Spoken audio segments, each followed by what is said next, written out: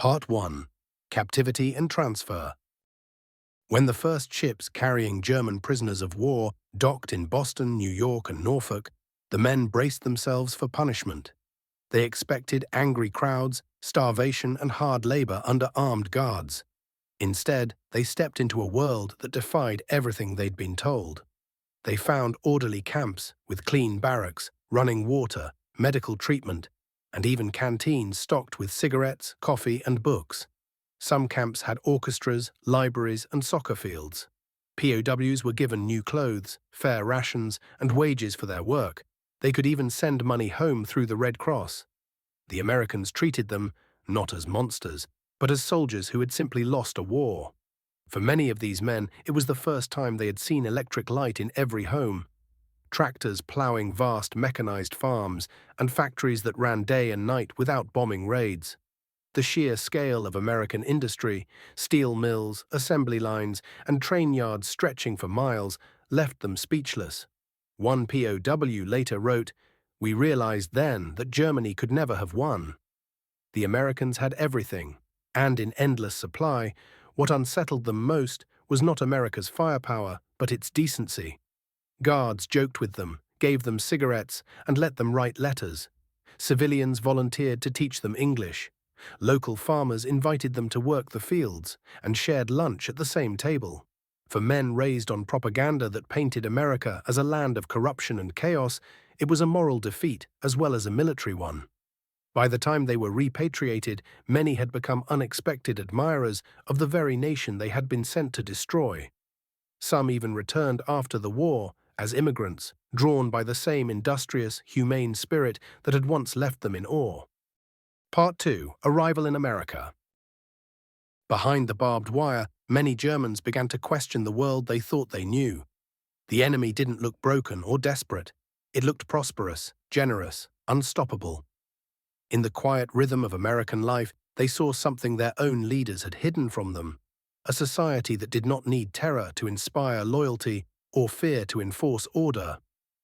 Every morning, trucks delivered bread warm from the bakery, milk in glass bottles, and newspapers filled with open debate. Even in wartime, the trains ran on time, the factories roared, and the shelves stayed full. They realized that the true strength of America wasn't its tanks or planes. It was its normalcy, the ability to keep the lights on, the schools open, and the cities alive while fighting a global war. For soldiers raised on propaganda, this was the deepest shock of all. They had been told democracy was chaos, that freedom was weakness. Yet here, freedom built bridges, forged steel, and grew fields that stretched beyond sight. Some wrote home in disbelief, "We live behind wire, but this country feels freer than ours ever did."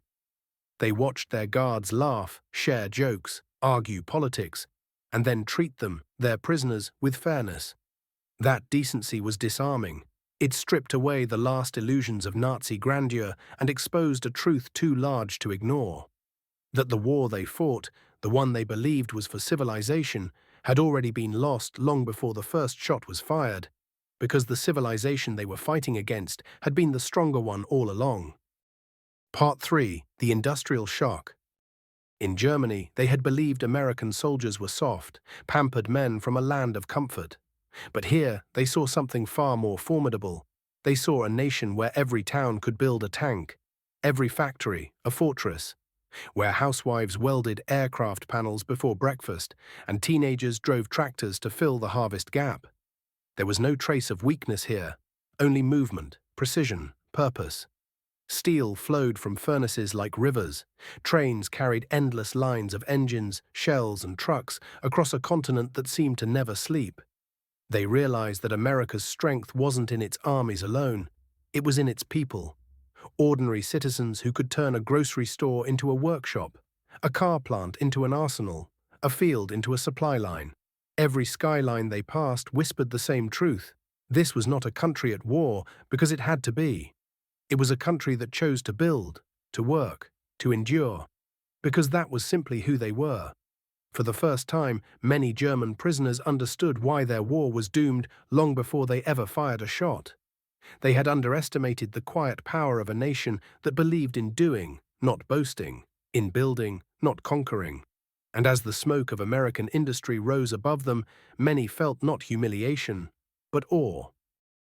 Part 4. The Human Transformation. By 1944, thousands of German prisoners found themselves behind barbed wire.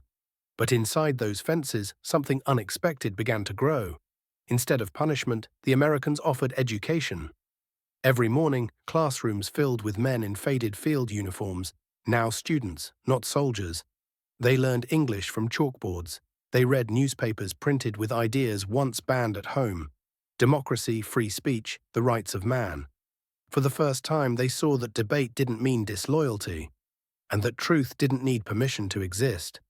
At wooden desks, under dim lights, men who once fought in Africa and Normandy now wrote to their families in ruined Germany. Their letters were full of disbelief and hope. They spoke of clean beds, fair rations, and American guards who treated them not as enemies, but as men. They described farms with food enough for everyone, shops where no one waited in line, and factories that never stopped humming. Many ended their letters with the same quiet confession: we were wrong about America. Even behind fences, hearts refused to obey orders. Some prisoners met American women through church visits, farm work, or shared lessons in language. A few exchanged letters, others stolen glances across the wire. Most knew such feelings were forbidden, but they revealed something far greater than romance. They showed that humanity survives even when nations clash. Years later, many of those men returned, not as soldiers, but as husbands. Proof that compassion can do what bullets never could. In camp auditoriums, the sound of war was replaced by violins, accordions, and laughter.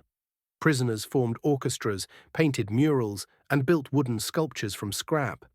There were soccer matches, poetry readings, even Christmas plays, moments that reminded them they were still alive. The guards watched too, cheering, applauding, sometimes even joining in. For a few brief hours, the fences disappeared, and enemies became a community of men simply trying to remember who they were before the uniforms. When the war ended, the ships came to take them home. But for many, home was no longer the same, because they were no longer the same. They had seen a world without fear, a nation without censorship, and a people who fought hard, yet forgave easily. One former POW would later say, "We saw the real America, not the propaganda." And with that realization came a quiet revolution, a change that would help rebuild a new Germany. One shaped not by hatred, but by understanding.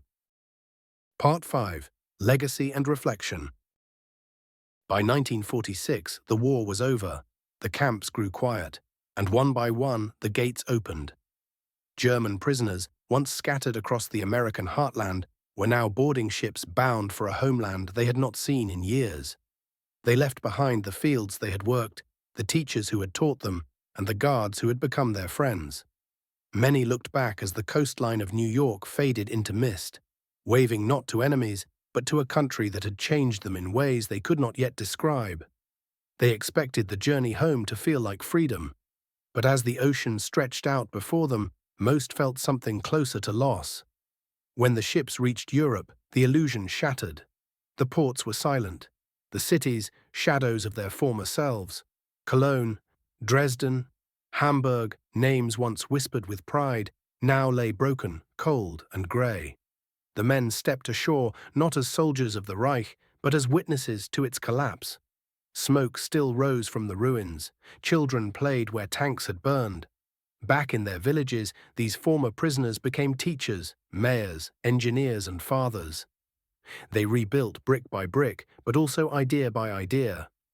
They taught that strength without justice was ruin, and that freedom was not a weakness, but the foundation of greatness. Some helped write the new German constitution. Others rebuilt factories, not for conquest, but for creation. Their memories of America, of its fairness, its tolerance, its limitless industry, became the blueprint for a reborn nation. Decades passed, the war became history, and history became memory. In the 1970s and 80s, grey-haired men returned across the Atlantic to the places where they had once been captives.